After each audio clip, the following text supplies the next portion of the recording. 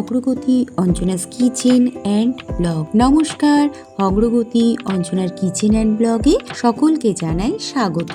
আজকে মিষ্টি কুমড়োর ডাঁটি দিয়ে আমি তৈরি করেছিলাম মিষ্টি কুমড়োর ডাঁটির একটি ভাজা রেসিপি। এই ভাজা রেসিপিটি কিন্তু একদম ছাকা তেলে ভাজা ওরকমভাবে মোটেও তৈরি করা হয়নি।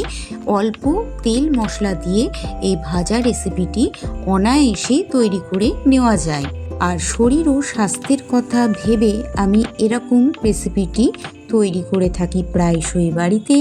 আজকে আপনাদের সঙ্গে আমি মিষ্টি কুমড়োর পাতা ও ডগার এই ভাজা রেসিপিটি শেয়ার করতে চলে আসলাম।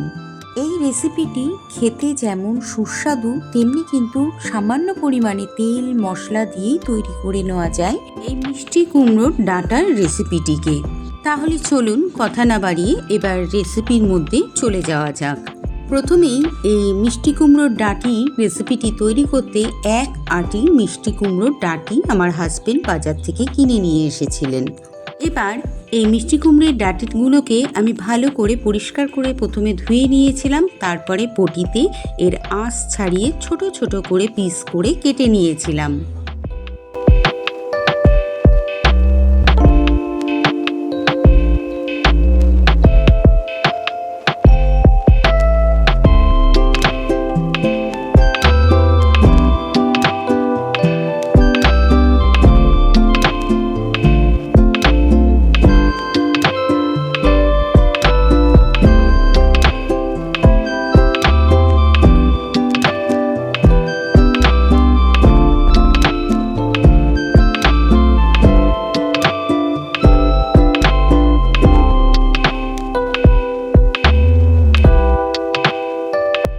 শাক পাতা খাওয়া শরীরের জন্য অত্যন্ত উপকারী জিনিস। এটা কিন্তু চোখের দৃষ্টিশক্তি ভীষণভাবে ভালো রাখতে সাহায্য করে। যারা এ ধরনের শাক পাতা খেতে পছন্দ করেন না তাদের জন্য এই রেসিপিটি কিন্তু আমি বলবো একেবারে পারফেক্ট রেসিপি। শুধুমাত্র এই রেসিপিটি দিয়েই কিন্তু এক থালা ভাত অনায়াসে খাওয়া হয়ে যায়। দেখুন, কথা বলতে বলতে আমার মিষ্টি কুমড়োর ডাঁটি সব কটা কাটা হয়ে গেছে। এবার আমি ভালো করে আরও একবার কল ছেড়ে ধুয়ে নিয়েছিলাম।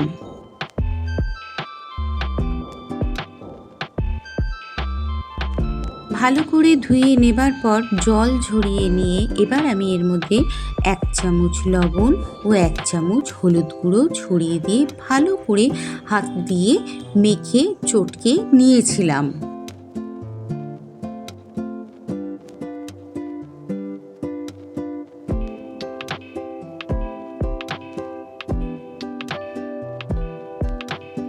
এদিকে এই মিষ্টি কুমড়োর ডাঁটি চচ্চড়ির জন্য নিয়েছিলাম একটি বড় সাইজের আলু। আলুটাকে খোসা ছাড়িয়ে আলু ভাজার মতন কেটে নিয়েছিলাম। 2টো বড় সাইজের পেঁয়াজ কুচিয়ে নিয়েছিলাম। আর এখানে 8-10 কোয়া রসুন কুচিয়ে নিয়েছিলাম। আর আমি এখানে 2টো শুকনো ঝাল নিয়েছিলাম। ঝালের পরিমাণটা আপনারা আপনাদের স্বাদের অনুপাতে নেবেন। এদিকে দেখুন, লবণ এবং হলুদ মাখিয়ে রেখে দেওয়ার পর শাকটা কিন্তু বেশ নরম হয়ে গেছে। এই পর্যায়ে আমি এই শাক আর ডাঁটিটাকে ভালো করে চিপে চিপে এর মধ্যেকার জলটাকে ছেঁকে নিয়েছিলাম। অপরদিকে গ্যাসের ওভেনে আমি একটি কড়াই চাপিয়ে দিয়েছিলাম। তার মধ্যে আমার পরিমাণ অনুযায়ী সামান্য একটু সর্ষের তেল গরম করতে দিয়েছিলাম। এই তেলটি গরম হয়ে আসলে কেটে রাখা আলুগুলোকে গরম তেলের মধ্যে ছেড়ে দিয়েছিলাম। এরপর এর মধ্যে 1/2 টিস্পুন 5 ফোড়ন ছড়িয়ে দিয়েছিলাম।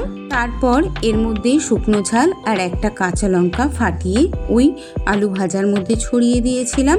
তারপর রসুন কুচিটাকে ছড়িয়ে দিয়েছিলাম আর সব শেষে পেঁয়াজ কুচিটাকেও এর মধ্যে ঢেলে দিয়েছিলাম। সব কিছু মেশানো হয়ে গেলে আমি খুন্তির সাহায্যে মিনিট 5 মতন নেড়ে চেড়ে কড়াইয়ের সবজিটাকে ভেজে নিয়েছিলাম। এরপর হলুদ ও লবণ মাখিয়ে রাখা কুমড়ো শাকের মধ্যে থাকা জলগুলোকে আরও একবার চিপে চিপে ফেলে দিয়ে আমি সব শুদ্ধ এবার কড়াইয়ের মধ্যে ঢেলে দিয়েছিলাম। দেখুন কুমড়ো শাকটির মধ্যে থেকে কতটা জল বের হয়েছে। কুমড়ো শাকগুলোকে চিপে চিপে জল বের করে নেবার পর জল ঝরিয়ে নিয়ে এবার আমি কড়াইয়ে ভাজা মশলার মধ্যে আমি এই কুমড়ো শাকগুলোকে দিয়ে দিয়েছিলাম।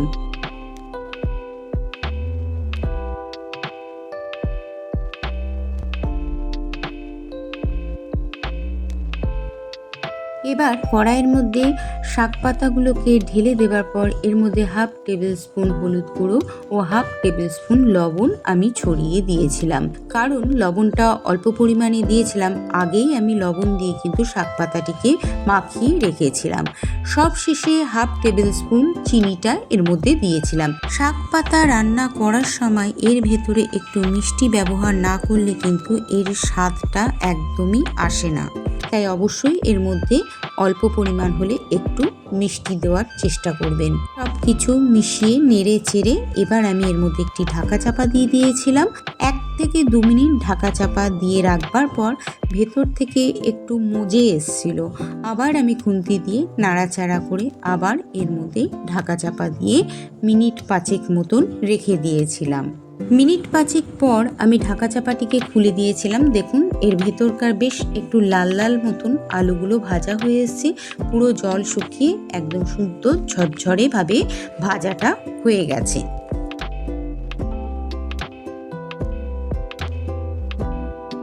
ব্যাস, আর এটাকে রান্না করার প্রয়োজন নেই, কারণ এই রেসিপিটি আজকের মতন এখানে তৈরি হয়ে গেছে। এবার আমি কড়াই থেকে নামিয়ে নিয়েছিলাম। তাহলে তৈরি হয়ে গেল আজকের কুমড়োর ডাঁটার ভাজা রেসিপি। এই রেসিপিটি খেতে অত্যন্ত সুস্বাদু হয়ে থাকে, বাড়িতে অবশ্যই একবার ট্রাই করবেন।